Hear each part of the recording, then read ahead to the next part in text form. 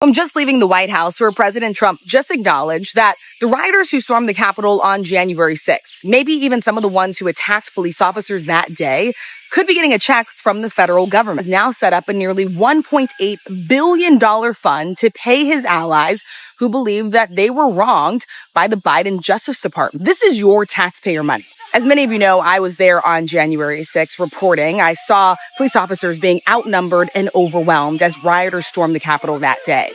So today, President Trump was asked why those rioters should get taxpayer dollars. Do you believe that people who committed violence against Capitol Hill police officers on January 6th should be eligible for compensation from this DOJ fund? And are you or your family members going to be seeking compensation from that fund? It'll all be dependent on a committee. A committee's being set up of very talented people, very highly respected people. I think it's a committee of 5. And again, I didn't do this deal. It was told to me yesterday. They said they're doing something. I do believe there has to be compensation for people that were destroyed. You have families absolutely destroyed, and it's all going to be determined by a committee of 4 or 5 people that are respected and very brilliant at what they do. Yeah. Listen to this shit. You know who never, ever gets an ounce of sympathy when it comes to that disproportionate sentencing is people who voted for Donald Trump and participated in the January 6th protest. Should have more sympathy for the traitors who flew the Confederate flag in the U.S. Capitol and savagely beat police officers. Let's give them some money while we're at it. Yeah, they're actually going to do that. According to Republicans, we don't have money for childcare. We don't have money for health care. We don't have the money to help contain the Ebola outbreak that is quickly growing out of control. But somehow they have the money to create a $1.7 billion slush fund for Donald Trump, and that money may or may not be used to pay off the J6 criminals who did his bidding. Todd Blanche wouldn't answer that question directly. It was bad enough that he pardoned the people who tried to help him overthrow the government, the people who violently assaulted police officers. Now he wants to pay them for what they did on his behalf. The corruption is off the charts. You know where this money came from? First of all, it's yours. Trump sued the IRS, claiming they leaked his tax returns, and then his own Department of Justice settled with the IRS, and that's the money that they are using for whatever they want. According to them, it's to pay people who have been affected by the weaponization of the justice system. So criminals who were rightfully investigated and convicted by juries are getting reparations. This slush fund is supposed to have oversight. Who's getting what? Well, who do you think is in charge of said oversight? Yeah. Trump's cronies. People are barely living paycheck to paycheck. Families are deciding, can I let the electric bill go a few days late so I can cover groceries this week? Meanwhile, today on X, Elon Musk and Katie Miller were talking about how left-wing propaganda is convincing people not to have families. I know plenty of liberals who would really like to start a family. People can't afford it. Republicans have done nothing to bring down the cost of living. The tariffs, the gas prices, the grocery prices have screwed the everyday American, while you set up a $1.7 billion piggy bank for your friends.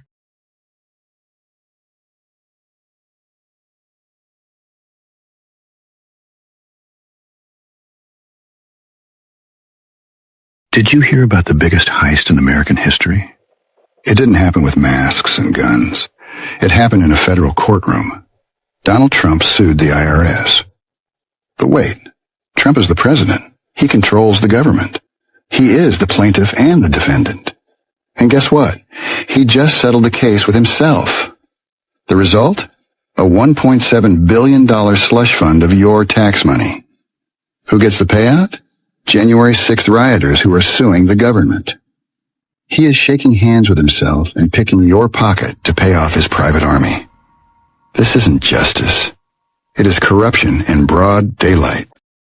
The payment of the $1.776 billion into the anti-weaponization fund to settle Trump via IRS was patently not in the interest of the United States. Rather, it was a misappropriation of taxpayer funds orchestrated by the president to reward his allies and the rioters who committed violence in his name. That's not me saying that. That's from the lawsuit filed by 2 Capitol police officers who were protecting the Capitol on January 6, 2021, when insurrectionists attacked. Now, not only has Trump pardoned violent felons who either confessed to the crimes they committed that day or were convicted by a jury of their peers, he's now established a slush fund to hand out compensation. He says they're being compensated for being wrongly prosecuted, but it looks a lot more like compensation for being loyal, violent soldiers in the army of Trump. It's worth remembering what happened that day. Officer Brian Sicknick died after being assaulted with chemical spray. Officer Howard Liebengood died by suicide 4 days later, and Officer Jeffrey Smith took his own life 9 days after the attack. More than 140 officers were injured, some dragged into crowds and beaten, others crushed in doorways, many suffering traumatic brain injuries and PTSD that ended their careers. The people who did this are now lining up to get your tax dollars.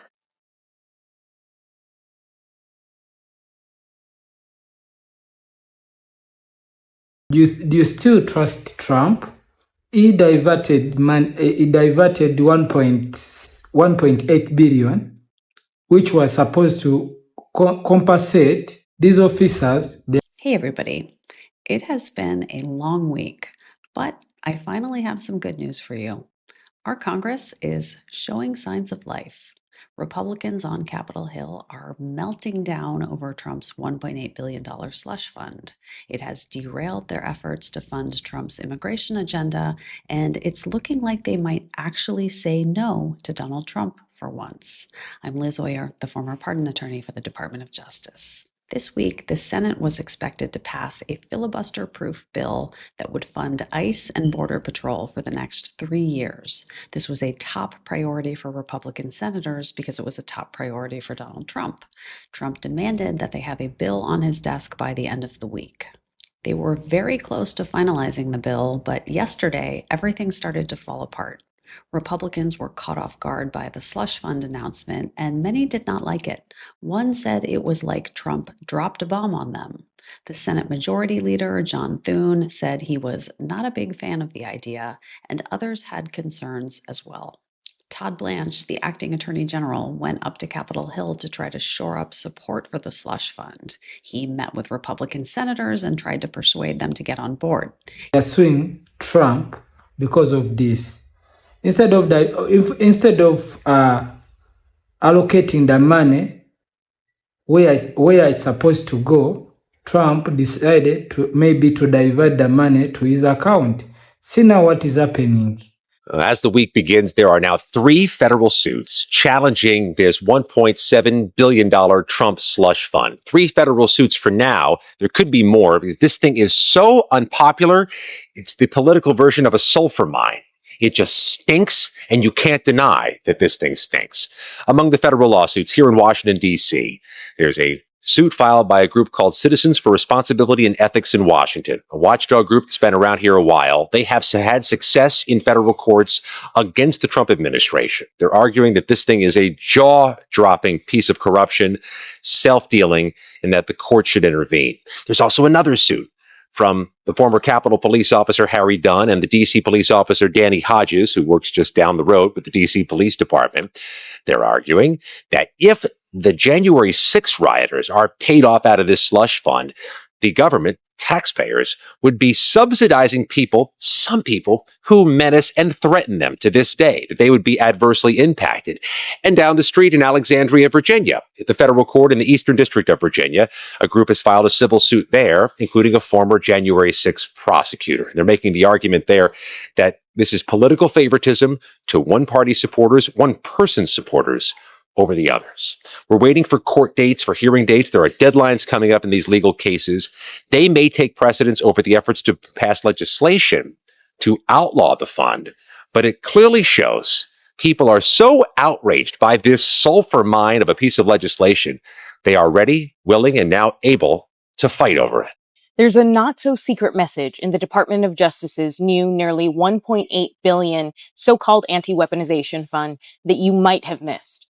The amount is actually $1.776 billion, or 1776. And while that number is a nod to the year the country declared independence, it also was a rallying cry of January 6 rioters and Trump supporters who are now eligible to collect from the fund. 1776 chants, American Revolution flags were prolific at the attack on the Capitol.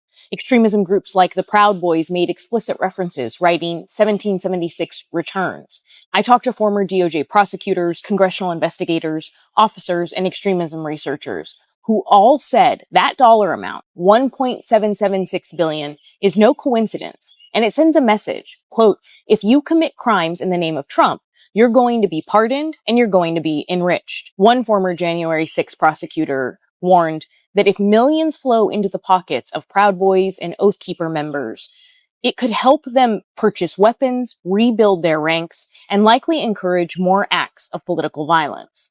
I asked the White House and the DOJ why the compensation fund they created is exactly $1.776 billion, and if they had a response to fears that domestic extremist groups or formerly convicted January 6 rioters could be emboldened by payouts. The White House referred me to the DOJ, and the DOJ did not respond. Capitol Hill is on fire as senators want Trump out. Trump has done so many bad things. Deporting people. Have really hit a fever pitch on Capitol Hill. It's no exaggeration to say that it's quite the scene. 140 members of Congress have just voted to move forward with articles of impeachment against Donald Trump. That's a significant number and definitely not just a handful of individuals. It represents a large section of the House of Representatives saying it's time for him to go. And the situation gets even more intense when you consider that over 120 House members and at least 7 senators are on record demanding either his immediate resignation or impeachment. The message is clear: resign or get removed. Outside of Congress, major national organizations are rallying support, organizing protests, walkouts, and sit-ins at congressional offices, all pushing for the same demands to impeach, convict, and remove Trump. It's so much more than idle chatter at this point, too. Formal articles of impeachment have already been filed. They include charges like obstruction of justice, usurping Congress's power, abuse of trade powers, international aggression, violation of First Amendment rights, bribery, corruption, and even tyranny. Yes, you heard it right, tyranny. That's how serious some members of Congress are framing their accusations against the president, with 140 of them voting to advance these articles. And there's an additional set of articles from Representative Al Green that was filed back in December 2025. This set of charges zeroes in on Trump's threats against members of Congress, his intimidation of federal judges, and his illegal military actions. Green's resolution paints Trump as a lawless, tyrannical president, warning that if he remains in office, he could dissolve our republic. Our republic is at stake, and that's not just political talk. It's a member of Congress stating clearly that this president is jeopardizing democracy and action needs to be taken. In service to our duty to the Constitution and to our country, the House Committee on the Judiciary is introducing 2 articles of impeachment charging the President of the United States, Donald J. Trump, with committing high crimes and misdemeanors. The first article is for abuse of power. It is an impeachable offense for the President to exercise the powers of his public office to obtain an improper personal benefit while ignoring or injuring the national interest. That is exactly what President Trump did when he solicited and pressured Ukraine to interfere in our 2020 presidential election, thus damaging our national security, undermining the integrity of the next election, and violating his oath to the American people. These actions, moreover, On December 11th, 2025, the House voted on whether to advance Al Green's impeachment articles, and 140 members voted in favor. Now, this isn't the final vote on impeachment, but it's a significant procedural win indicating solid support for moving forward with impeachment. America is losing. We are losing billions and billions. That's why you're seeing the economy is like that. Everything is skyrocketing. Groceries, etc. Trump's system, I don't know how many years it will take to revamp U.S. economy. So they want him out. He's denying so many things, and even the Epstein is here. So there are so many drama. So they want him out now.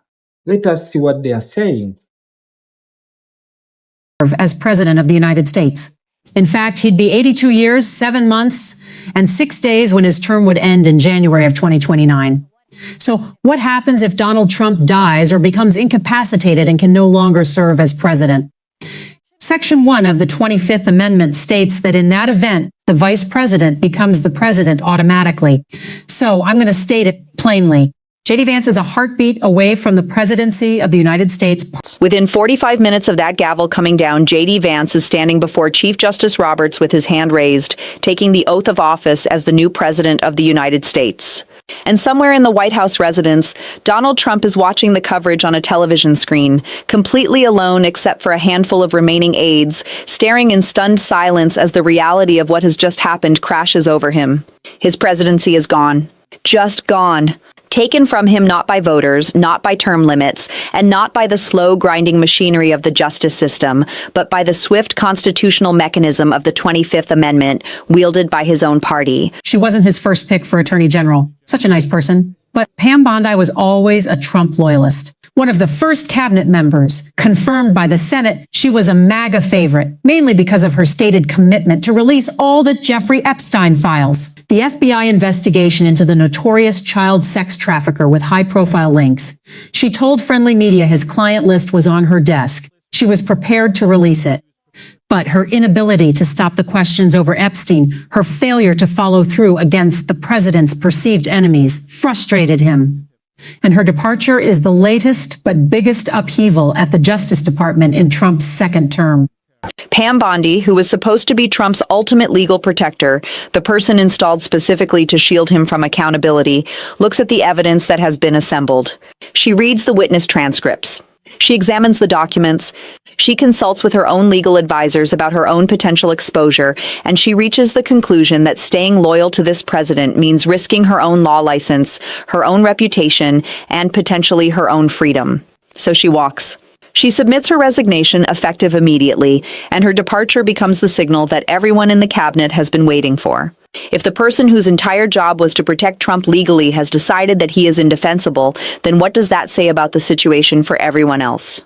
An administration official says the two asylum seekers, a mother and her daughter, are now back in Texas this morning after a federal judge ordered their plane that was taking them back to El Salvador to be turned right around to bring them back to the United States. The government had apparently deported them while they were in the middle of their fight, their legal proceeding, trying to be granted asylum in this country. The judge, E.M.T.T. Sullivan, erupted when he heard that they had been deported in the middle of this, and he even threatened to hold the U.S. Attorney General Jeff Sessions in contempt.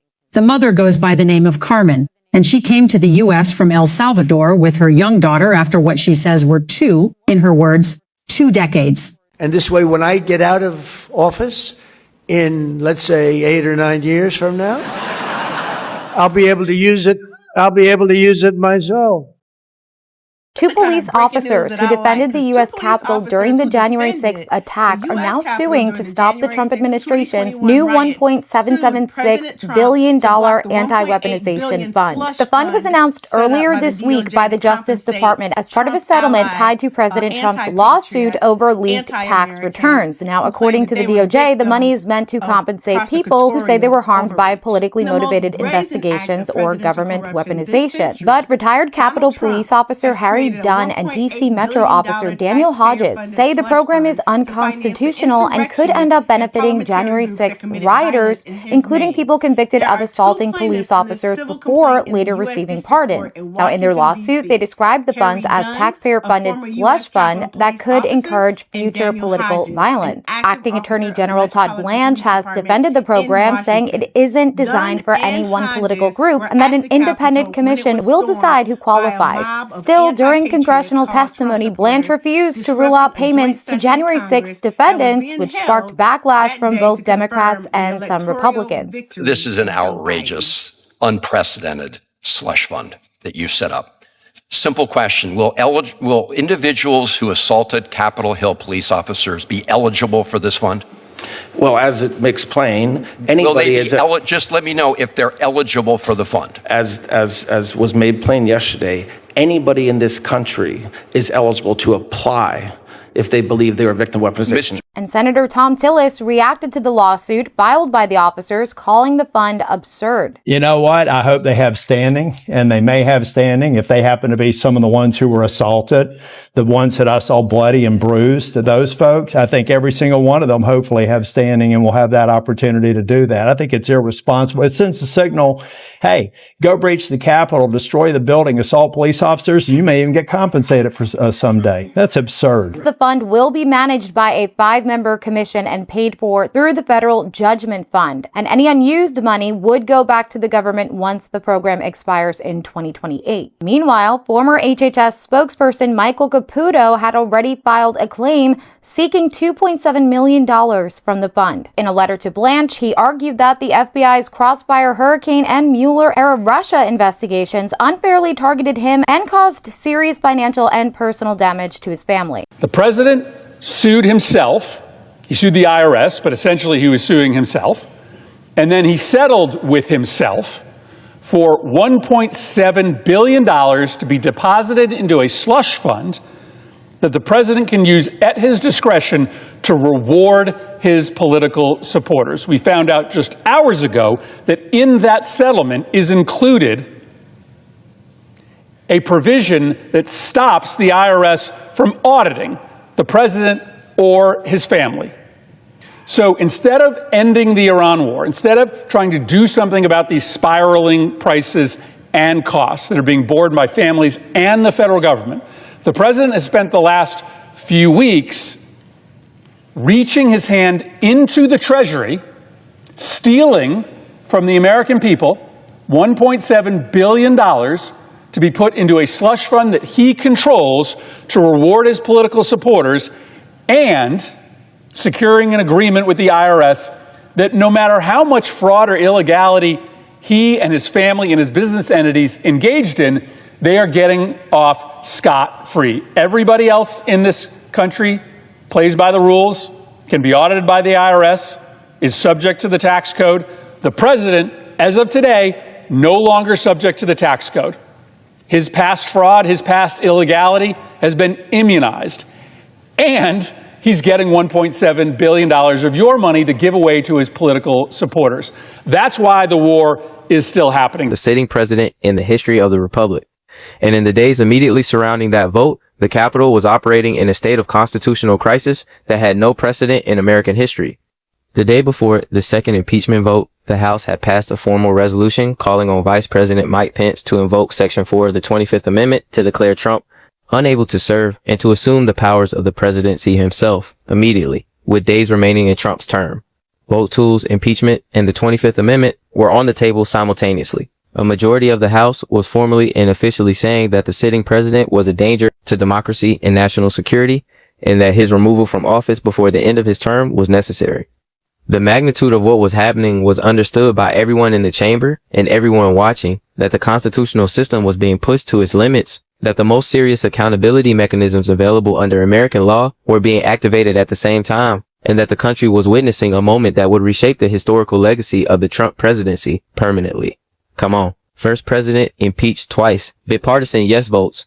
House formally demanding 25th Amendment removal. Are you kidding me? This is wild, like genuinely and historically wild. And we are going to break every single piece of it down completely today. But before we go any further, real quick, let's be honest. You can't really trust mainstream media anymore. That's why we built Pump Politics, to bring you real stories, real context. And now, here is what I need you to understand about the specific constitutional and political context that produced both the impeachment vote and the 25th Amendment demand before we get into the details of what each action accomplished and what each revealed about where the Republican conference and the broader political establishment stood after January 6th. The specific sequence matters. On January 6th, a mob attacked the Capitol building.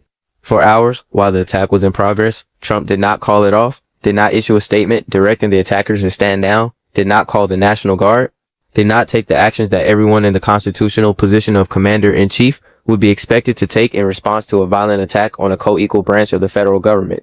Then, on January 12th, 6 days after the attack, the House passed a resolution formally demanding that Pence invoke the 25th Amendment.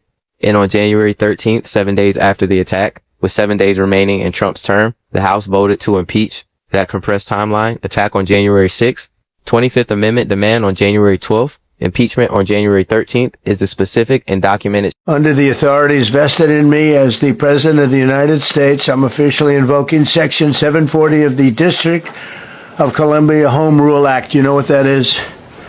And placing the D.C. Metropolitan Police Department under direct federal control, and you'll be meeting the people that will be directly involved with that. Very good people, but they're tough, and they know what's happening, and they've done it before. In addition, imagine being a Capitol police officer, getting dragged into a violent mob, getting tasered in the neck, suffering a heart attack, and ending up with brain damage. And then you get to watch the guy who did it get pardoned. And Trump, he wants to give them a major payout with your taxpayer money. Yeah, that's where we're at in this country right now. It's kind of crazy. One of the January 6th rioters, Daniel Rodriguez, he was sentenced to over 12 years in prison after admitting that he repeatedly tased a Capitol police officer in the neck with a gun, a stun gun, during the Capitol attack. And then this idiot gets on social media and he brags about it. The Capitol officer, he suffered a heart attack and traumatic brain injuries during that attack. A police officer nearly died defending the Capitol, and the man responsible was pardoned by Trump. Every cop in this nation should be sick to their stomach. And now there's reports surfacing about a proposed compensation fund to the tune of $1.7 billion that critics say could allow January 6th defendants to seek payouts funded by none other but you, the taxpayers. You heard that right. So the people who attacked it, the police officers, could potentially get rewarded with our money. Think about the insanity of this. These are the same politicians screaming back the blue, tough on crime. The same politicians telling workers that there's no money for health care, no money for pensions, no money for wages, no money for veterans, but there's potentially billions of dollars available for political allies and absolute scumbags. A crowd storms the Capitol, beats police officers, smashes windows, attacks cops, and essentially attacks democracy itself. And now some of them are going to get compensation checks. What kind of message is that sent to every police officer, firefighter, tradesman, veteran, and working class American in this country? You're not important to Donnie Diapers. You never were.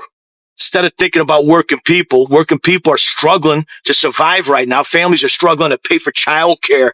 Veterans need help. And since this maniac took office, groceries, rent, mortgages, healthcare, retirement, hate,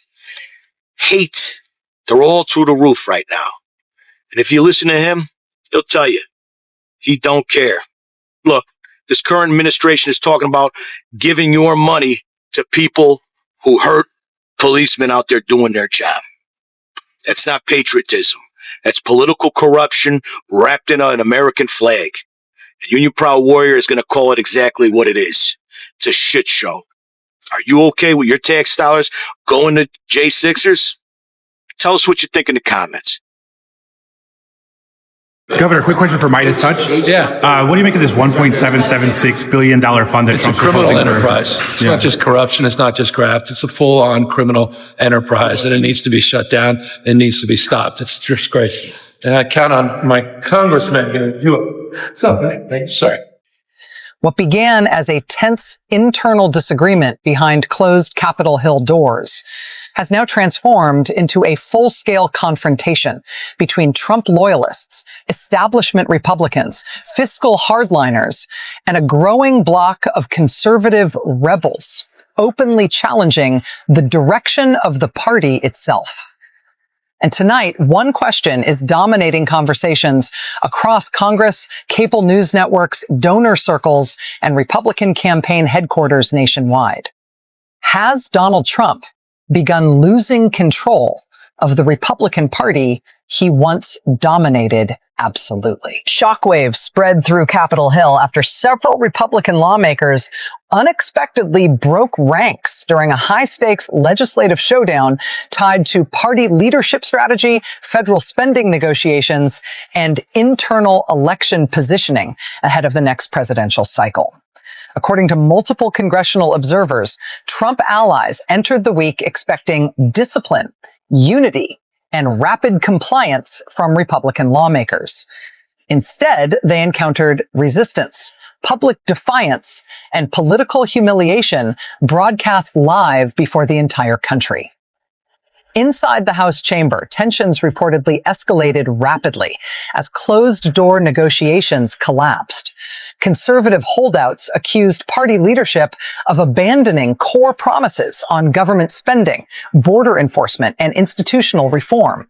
Meanwhile, establishment Republicans warned that internal chaos was pushing the party towards strategic self-destruction at the exact moment it hoped to project strength heading into a critical election season. But what transformed this from another ordinary congressional dispute into a genuine political crisis was the growing perception that Trump himself, long viewed as the unquestioned center of Republican power, could no longer force unity inside his own movement. For years, Trump's political influence operated through fear, loyalty, and direct pressure. Republican lawmakers understood the consequences of opposing him publicly.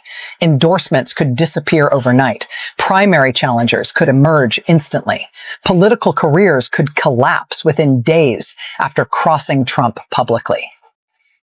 That reality reshaped the Republican Party after 2016 and created one of the most disciplined, personality-driven political movements in modern American history. But now, for the first time in years, visible cracks are emerging. Several Republican lawmakers openly resisted demands from Trump-aligned leadership figures.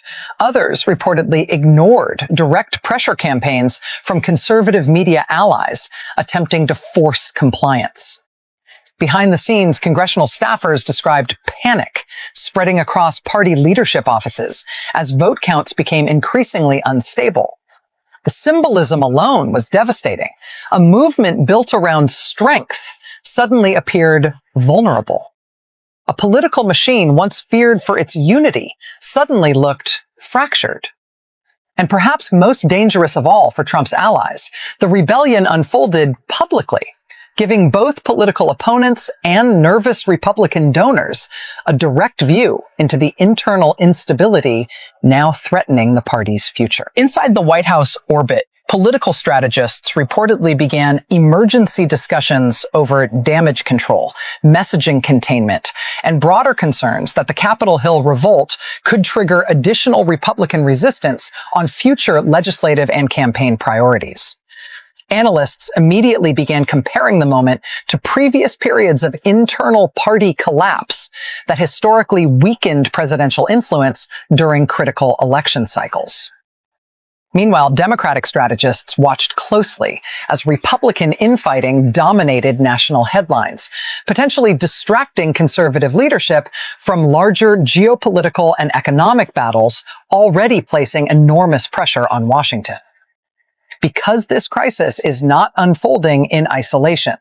It is happening amid rising global instability, economic uncertainty, foreign policy pressure, and intensifying national polarization. At a moment when America's political system is already under strain, the Republican Party now appears locked in an internal war over identity, control, and survival itself. And the consequences may extend far beyond Capitol Hill. If this rebellion expands, it could reshape congressional power dynamics, weaken Trump's influence over future negotiations, disrupt Republican election strategy nationwide, and fundamentally alter the balance of power heading into one of the most consequential political periods in recent American history. But perhaps the most important question tonight is not whether Republicans are divided. It is whether the Republican coalition can still function under Trump's leadership without tearing itself apart from within. And according to multiple insiders in Washington, the answer to that question may determine the future of American politics itself. If you want deep geopolitical analysis, breaking political investigations, and long-form documentary coverage of the global power struggles reshaping the world in real time, subscribe now and stay with us as this crisis continues unfolding inside Washington. The The rebellion now shaking Capitol Hill did not emerge overnight. The confrontation humiliating Trump-aligned leadership inside Congress is the result of years of escalating tension, ideological fragmentation, and a growing struggle over the future identity of the Republican Party itself. To understand why this moment has become so politically explosive, it is necessary to go back nearly a decade to the transformation that began after Donald Trump first entered American politics. When Trump launched his presidential campaign in 2015, much of the Republican establishment initially treated him as a temporary political disruption. Party elites believed his rhetoric was too confrontational, too unpredictable, and too unconventional. Trump's shakedown of the federal government is in full swing, and he was asked if his family would benefit from his 1776, get it?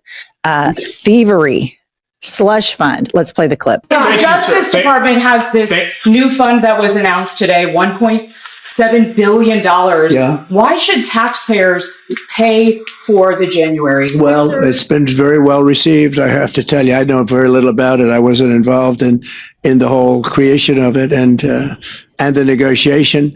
But this is reimbursing people that were horribly treated. It's anti-weaponization. They've been weaponized. They've been, in some cases, imprisoned wrongly. They paid legal fees that they didn't have. They've gone bankrupt. Their lives have been destroyed. And they turn out to be right.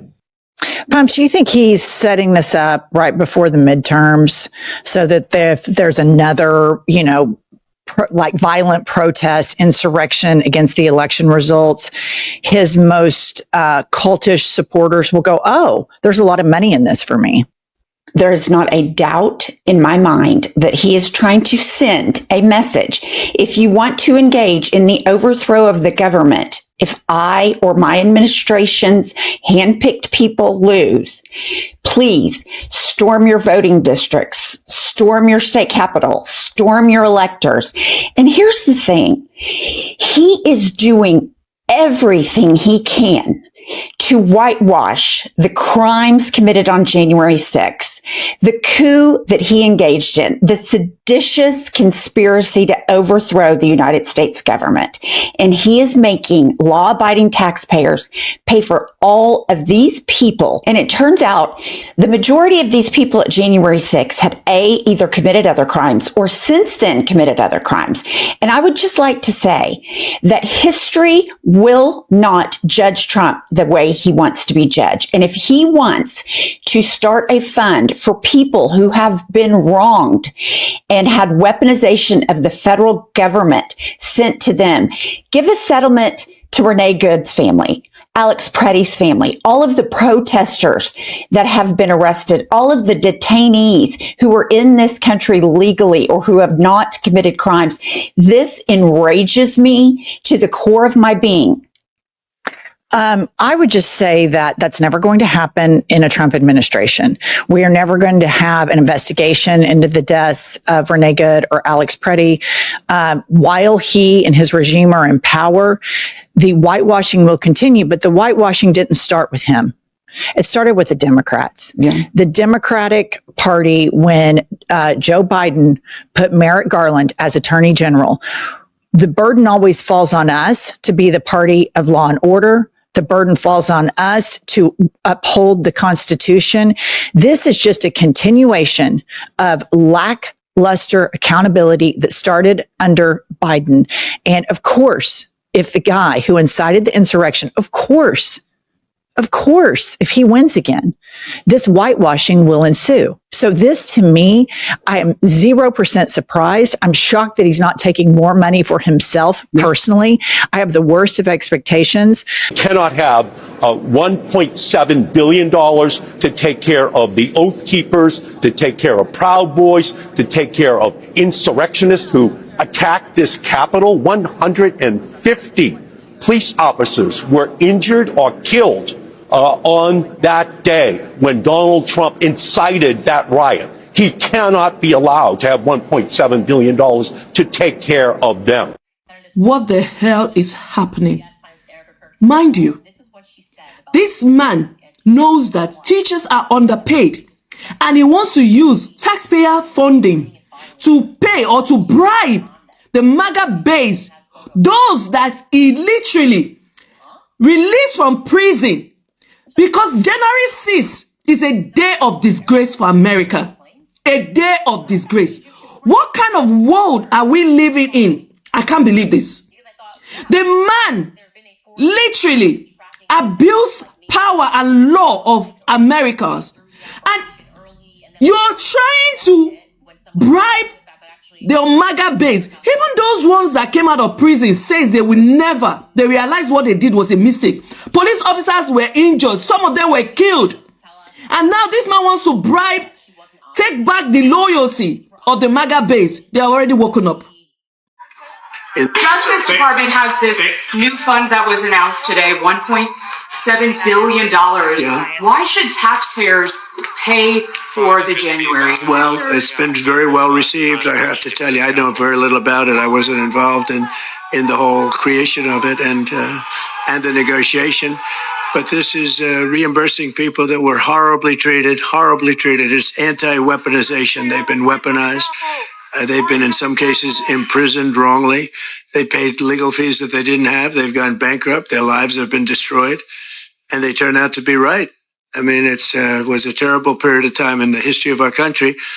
And they worked on it. I know the Justice Department, it's really been working on it very hard. There's been numerous other occasions over the years where things like this have been done. But these were people that were weaponized and really treated brutally by a system that was so corrupt.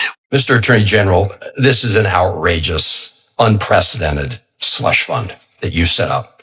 Simple question. Will individuals who assaulted Capitol Hill police officers be eligible for this fund? Well, as it makes plain, anybody is just let me know if they're eligible for the fund. As was made plain yesterday, anybody in this country is eligible to apply if they believe they're a victim of weaponization. Mr. Attorney General, let me ask you this.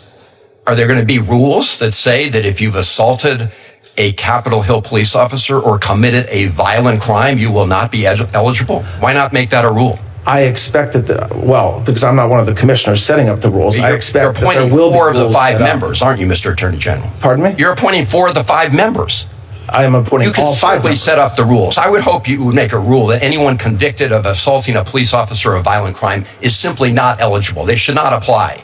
Well, let me ask you this, because you compared it to the Keepseagle case.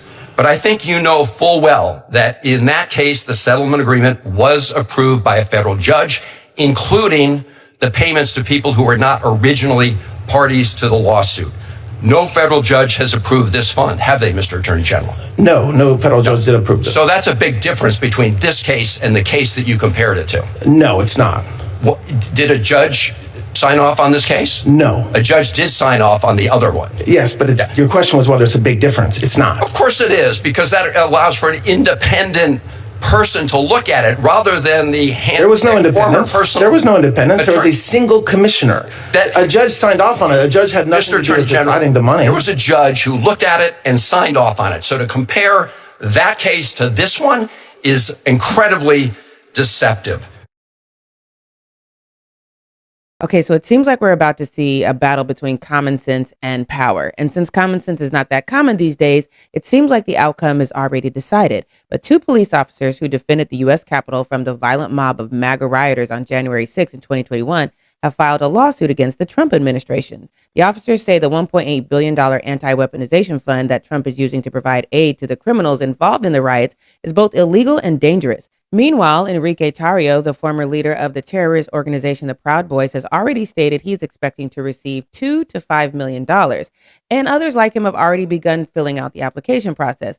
Now that he has parted ways with Trump after he didn't receive an endorsement, Senator Bill Cassidy has condemned the fund. He tweeted, "People are concerned about paying their mortgage or rent, affording groceries, and paying for gas, not about putting together a $1.8 billion fund for the president and his allies to pay whomever they wish with no legal precedent or accountability. This is adding to our national debt. If there needs to be a settlement, the administration should bring it to Congress to decide." Now, the Justice Department did note that the funds will be used to compensate an unspecified group of people who suffered weaponization and lawfare under previous presidential administrations, but the president has been specific that the funds will be used for his allies. This is Jackie Ray TV. Keep it real, keep it moving, keep receipts.